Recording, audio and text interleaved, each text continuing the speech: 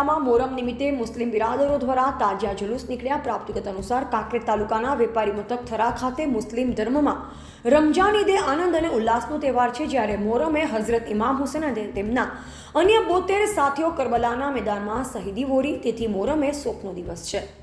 આ મુસ્લિમ ધર્મની વાત કરીએ તો મોહરમ એ મુસ્લિમ ધર્મનો પહેલો મહિનો કહેવાય છે।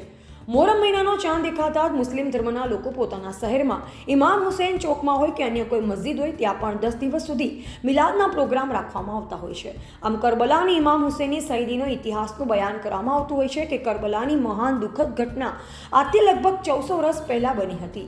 હઝરત ઇમામ હુસેન પોતાના 72 સાથીઓ સાથે શહાદત સ્વીકારી હતી। ગત 1400 વર્ષથી આજ દિન સુધી કરબલાની ઘટનાનું મહત્વ છે, કારણ કે માત્ર ઇસ્લામી આલમમાં જ નહીં બલકે કોઈપણ અકીદાથી સંબંધિત તે વ્યક્તિ જે અત્યાચારોની વિરુદ્ધ અને સચ્ચાઈની સમર્થક છે તે હઝરત ઇમામ હુસેન અને તેમના સાથીઓ કુરબાનીઓને માનવીય આદર અને સત્યનું ચિહ્ન સમજે છે। મોહરમ એ હઝરત ઇમામ હુસેન અને અન્ય કરબલાના શહીદોની સ્મૃતિમાં શોકનો દિવસ ગણવામાં આવે છે। આ દિવસે મુસ્લિમ કરબલાની યાદમાં ઉપવાસ રાખે છે। તેઓ ઠંડુ પીણું, શરબત, દૂધની વાનગી બનાવી દાનનું કાર્ય કરી પુણ્ય કરે છે। આમ કાંકરેજના થરામાં મોહરમ નિમિત્તે 9મી રાત્રે પણ થરા શહેરમાં તાજિયા નીકળવામાં આવે છે। આમ 10મા દિવસે પણ બપોરે 2 થી 3 વાગ્યાના સમય થરા શહેરમાં તાજિયા જુલુસ નીકાળવામાં આવે છે। ત્યારે દરેક ધર્મના લોકો તાજિયા જુલુસ જોવા નીકળે છે અને લોકોની માન્યતા પ્રમાણે ઘણા લોકો તાજિયા નીચેથી નીકળતા હોય છે।